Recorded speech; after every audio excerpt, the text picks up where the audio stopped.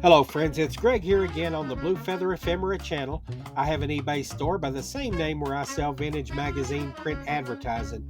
A year ago, I made a video called My Pricing Secrets Exposed, and a couple of weeks ago, I told you I believed it was time to update the information that I gave you in that video. I'm going to link that video on a card at the top of the page in case you want to go back and watch it for background.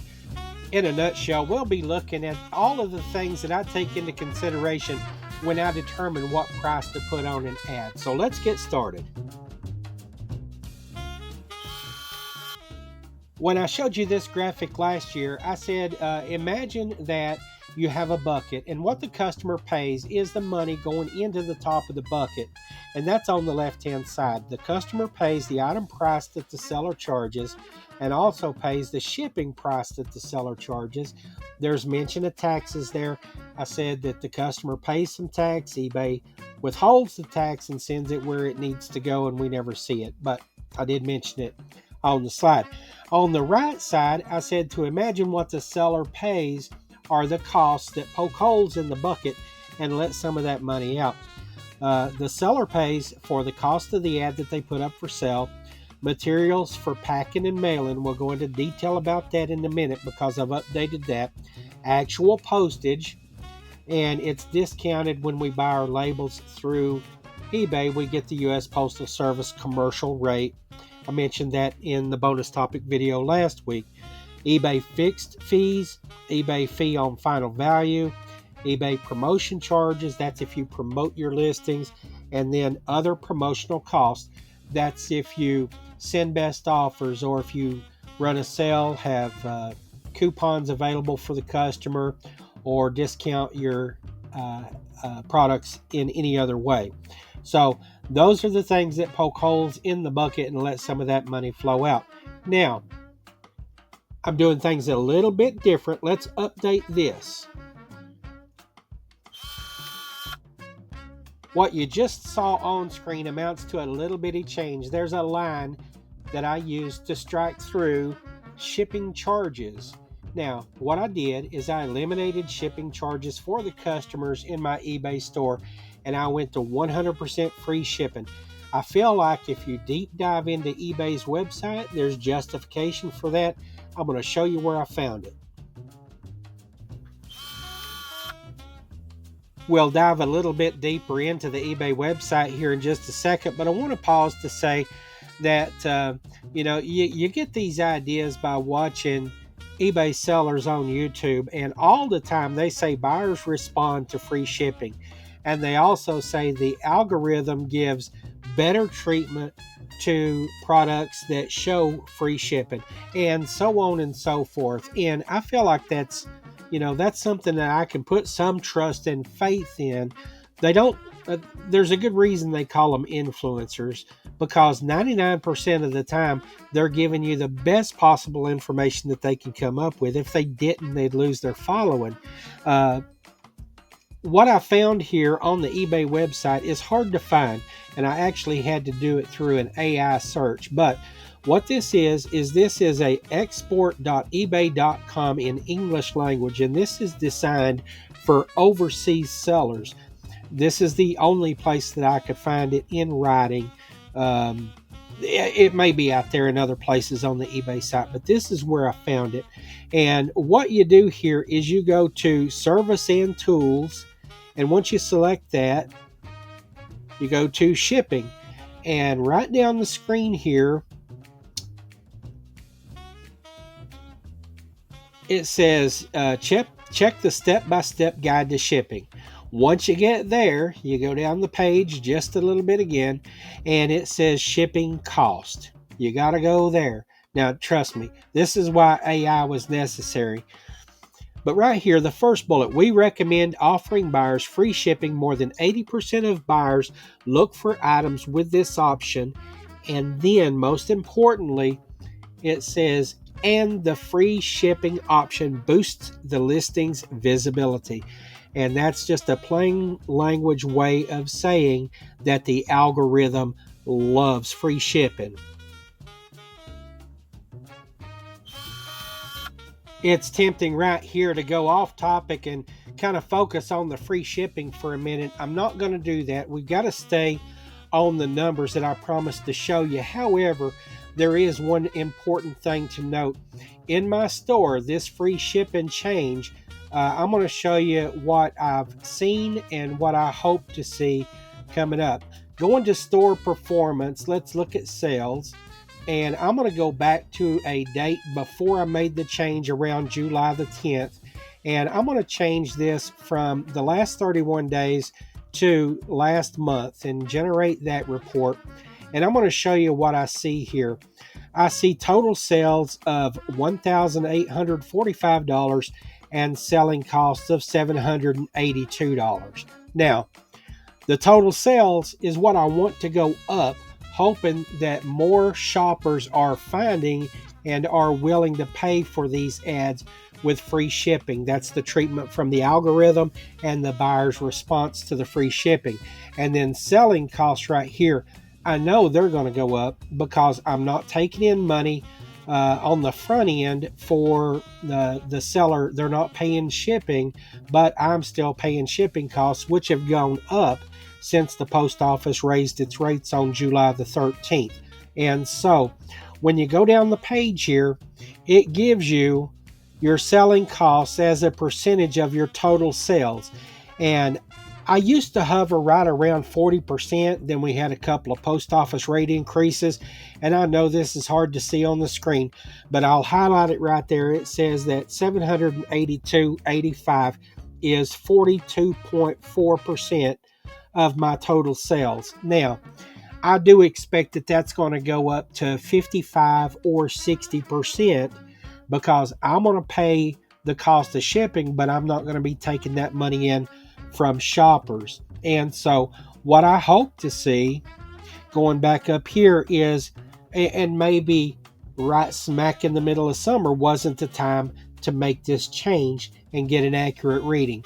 But by about late August or September, when I have a couple of months of data in, I'm hoping that I'll see total sales go up between, $300 and $500 a month. And of course, like I said, shipping costs are going to rise, selling costs are going to rise if my volume is up. But I'll be updating you with special videos to show you how that's going. Look for those on the channel in the near future. Right now, we're going to look at the changes in the cost of shipping and materials. A year ago, I decided to sit down and think about all of the things that I would need to take into account to figure out whether I was actually deriving an appreciable profit from my selling activity of this ephemera. And so I came up with the table that you see in front of you, and this is the updated version. To figure out what this chart actually says, just notice that on the far left-hand side, that column says size, and if you read down the column, it shows the different size of advertisements that I sell, how I classify those. I've got them separated into 4x6, 5x7, 8.5 by 11, and 11 by 14. That helps me understand what size of shipping materials that I need and what the weight is going to work out to be. Across the top there, you see the other columns either headed with red or green text. Anything in red is an expense that comes out of the price that I charge. Anything in green is part of the money that I take in from the customer, and we'll look closer at that in a moment. Right now, let's talk a little bit about materials costs first. For the cost of shipping materials, I'm not going to discuss every size, but we'll look at the 4x6 and the 11 by 14. You can see here that I've struck through the old amount, 47 cents, which is what I computed a year ago. Today, that cost has gone up to 54 cents per item shipped. Now, that is only 7 cents per item. However, when you look at the percentage of increase, that's a roughly 13% increase in the shipping cost for the year. And so I've got to take that into account. What that works out to is 6 cents for the cost of the shipping label, 10 cents for the plastic sleeve that goes over the ad and the backboard. The backboard itself is 12 cents, and then the mailer that you put it all in, I use EcoSwift mailers, those are 26 cents, and that totals 54 cents. For the 11 by 14 size, you can see there that costs of materials have gone up from $1.56 to $1.97. That $1.97 includes 6 cents for my shipping label, 22 cents for the plastic sleeve that you put the ad and the backing board in. Now, the backing board itself is up to 90 cents each, and then the Stay Flat mailer that I use for that is up to 79 cents, and so that's a total of $1.97 of cost for packing materials to ship out an 11 by 14 ad.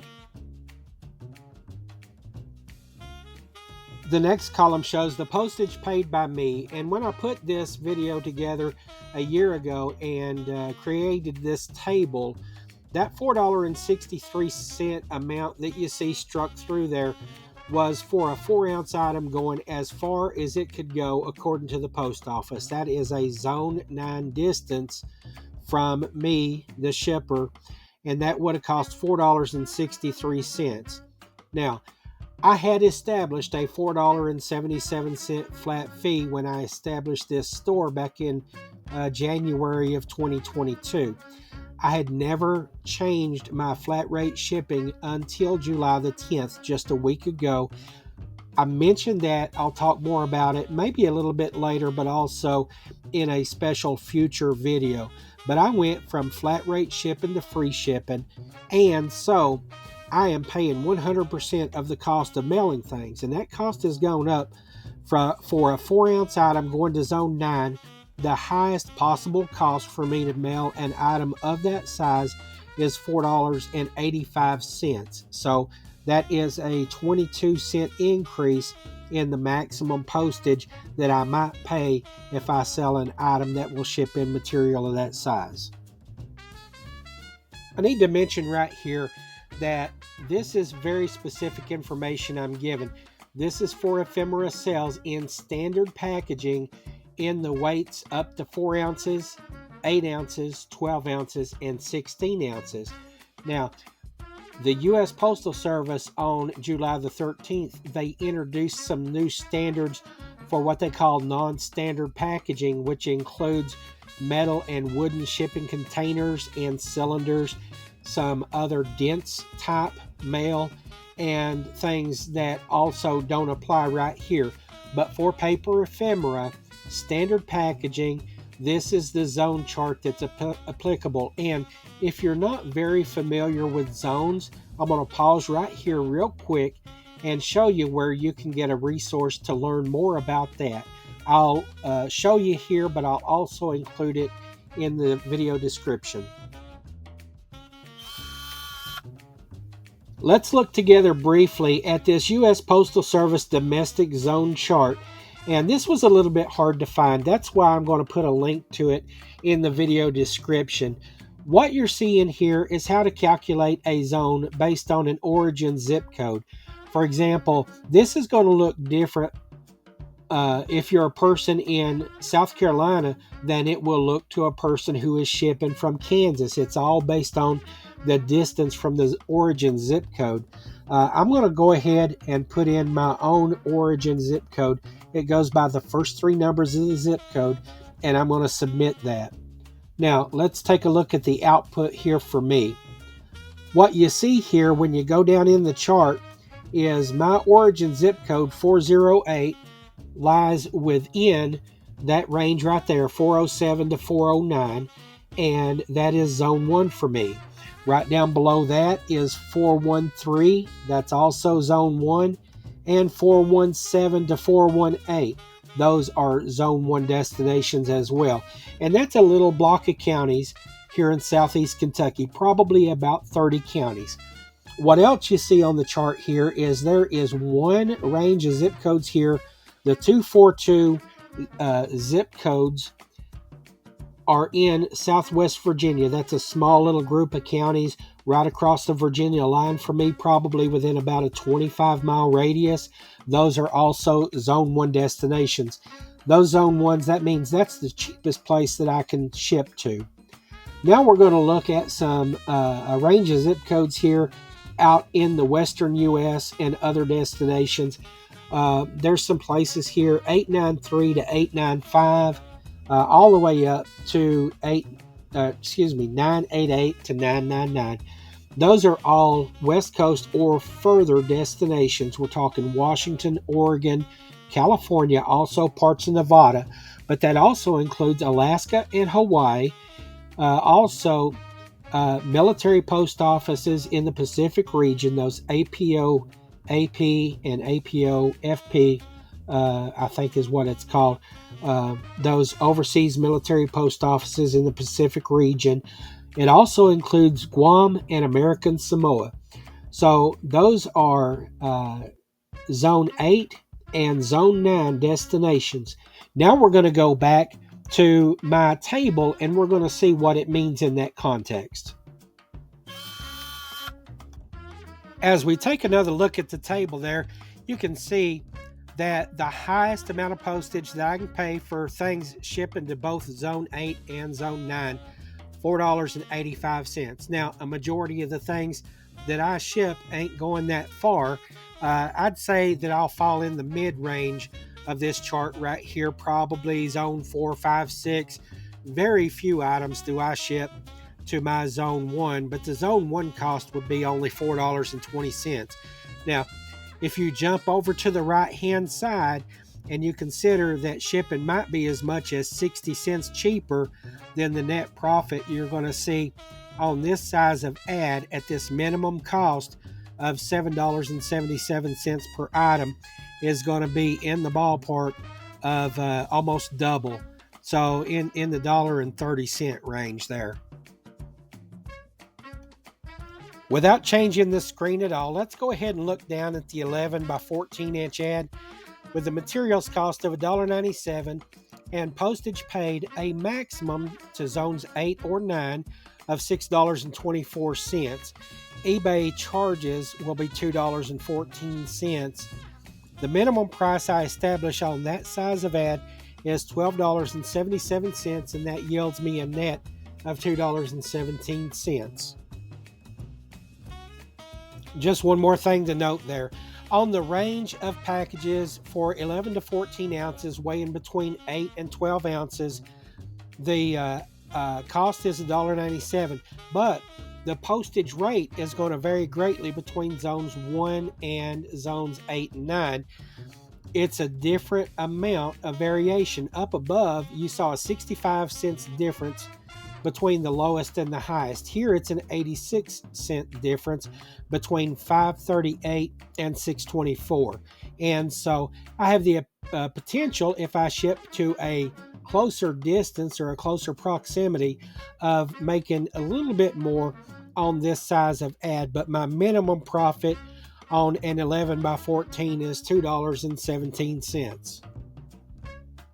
Removing the postage rate overlay, I just want to call your attention to a couple of things when we compare the 8.5 by 11 ads to the 11 by 14 ads. First of all, materials went down 17 cents. I believe that was because I found and used an online coupon that got me a significantly better rate on my last purchase of backing boards. And so the cost of materials went down 17 cents there on the 8.5 by 11, while the 11 by 14 went up by 41 cents. The other thing, 8.5 by 11 ships under 8 ounces. 11 by 14 for me, with the materials I use, ship over 8 ounces. And that's why when you go over to the far right column, my profit margin is better, at least for the ads priced at the base price that I apply. My profit margin is better on the 8.5 by 11 than the 11 by 14s. We're close to wrapping up. I hope your eyes haven't crossed yet, but if you need more time to look at this chart, feel free to pause or replay as needed if it's something that you want to study. But there's some fields here that we've not talked about yet. First of all, shipping collected. I've mentioned a couple of times I went to free shipping. I'm hoping to make it up with an algorithm appreciation of my free shipping policy and customer response to it. So shipping charges went from $4.77 to 0. That means that eBay's fee collected, they're collecting fees on $4.77 less because I'm not charging shipping now.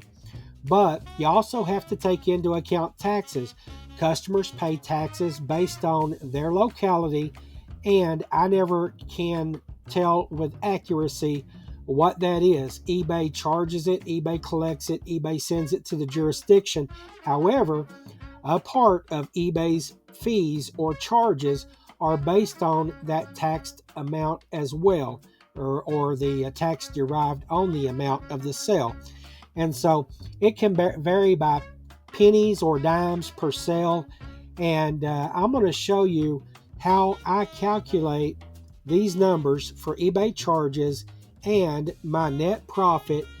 We'll do that as we wrap up the video. So I'm going to try to share with you a new tool in a new way on this channel, and let's see how it works out. We'll pause for just a minute here and look at this program called eProfit. I say program, it's an app, and it's on my mobile phone. And I promised you more than a year ago that I would try to improve my skills as I delved into the process of making videos. And this is one of those efforts here, is to share something from my phone screen. I've never done that before, but we're going to look together at eProfit. This is not something I'm affiliated with. I don't even endorse it. It's just a tool that I use, and it was brought to my attention by Doug at the YouTube channel called Vintage Codger. What you do is you open the app, and it's down in the bottom right hand corner. There's a tab called Calculator, and when you hit that, you input specifics about your eBay sale, and it will tell you specifically, almost to the penny, what your financial results of that sale are. So let's take a look at that. You might have noticed I have an Android version of this program on my Samsung phone.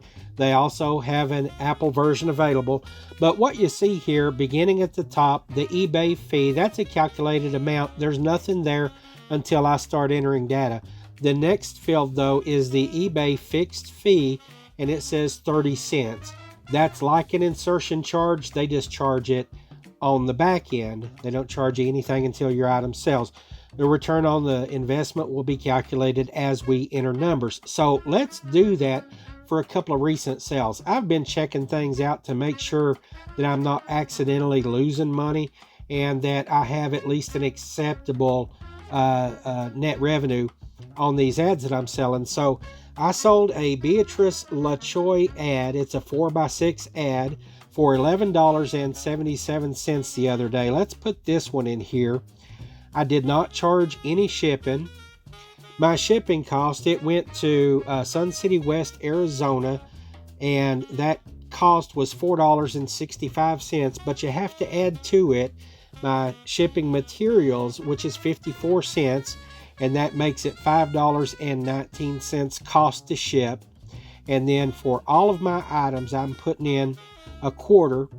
I sold a quantity of 1, and that placeholder for the sales tax is there, and that's all you do.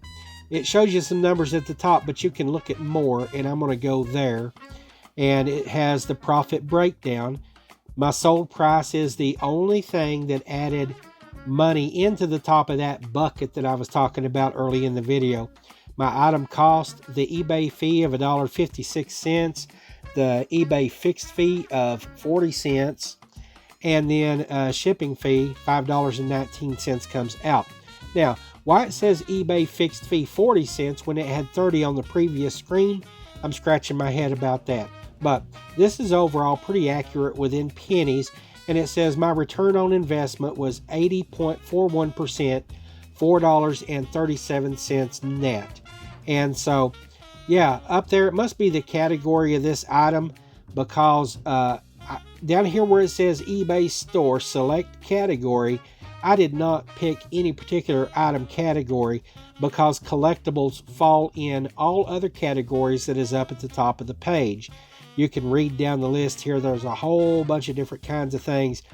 Trading cards, NFTs, most computers and tablets and things like that, watches, parts and accessories. All those different things can have varying fees depending on what you select. But as an ephemera seller of vintage print ads, all of mine are in collectibles, which is an all other category, and I'll just hit that. And the eBay fixed fee is 40 cents, not 30, like I mentioned a moment ago. But my total profit, $4.48.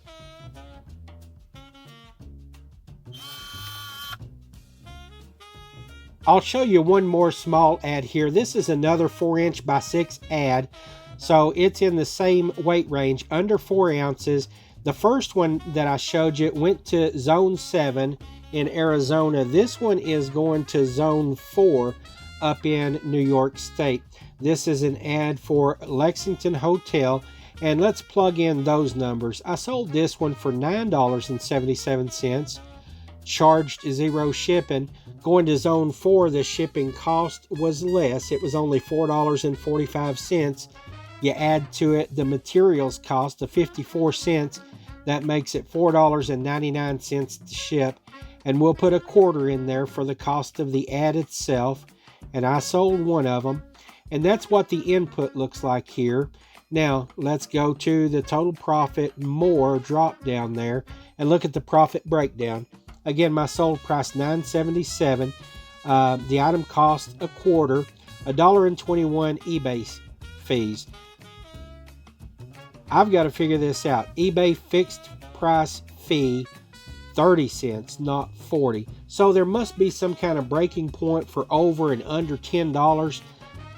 I'm going to figure that out. I'll post something about it before the end of this video. But anyway, my shipping fee, $4.99. Return on investment, 57.71%. Total profit, $3.02. Well, I did find an answer, and I'm going to share it with you on the screen on the left side, and you can look at that while I talk. But for a guess, I did pretty good. Actually, I nailed it, and that doesn't mean I'm smart. It just means that I've likely read it somewhere before. And what it said was that an item with a sales price of less than $10 gets a 30-cent fee. An item with a sale price over $10 gets a 40-cent fixed fee on top of other eBay fees. And so there it is. Now, what I'm going to show you right now is a sale that I made last week for a Farnsworth television, and the item price was $18.77. I charged no shipping charge. The shipping cost was $5.60 of shipping to Florida, plus the $1.97 materials cost for an ad of this size, and that makes it $7.57. And again, I'm considering a quarter is the cost of the ad itself. I sold a quantity of 1, and that's what my input screen looks like there. So when we go to the profit breakdown, there's my sell price. The item cost is a quarter. eBay calculated fees $2.32, and that fixed fee for being a sell over $10 is an additional 40 cents. And my shipping costs come out of that sold price as well.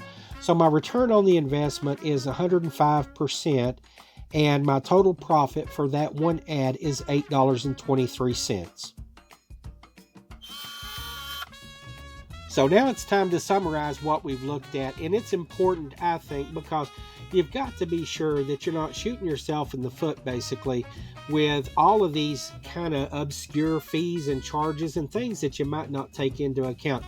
You've got to make sure that you're deriving a net revenue from the items that you're selling, and I hope I've showed you how I do that. You can, again, it's informational, it's not instructional.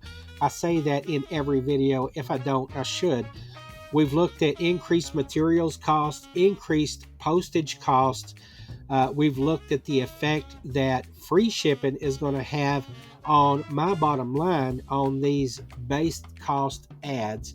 And we've also looked at changes in the net profits. And you can see on the screen here, on base priced ads, my net revenues are going to be down somewhere between 75 and 90% on some of these. However, I'm hoping that eBay is not leading us astray in that it gives favorable algorithm treatment to free shipping ads or free shipping listings of any kind, and also that the buyers will respond favorably to that free shipping when they see it. Right here in the middle of summer, the jury's still out. I don't know what's going to happen during the next couple of months, but I hope that you'll subscribe to the channel and kind of go on this journey with me to see if I've blown up my eBay store or not. It's going to be fun and interesting, and I'm eager to share these developments with you. So subscribe to the channel, turn on notifications, tell a friend about these videos, and as always, your questions are welcome, and I appreciate your comments, even if it's just a friendly hello. Bye for now.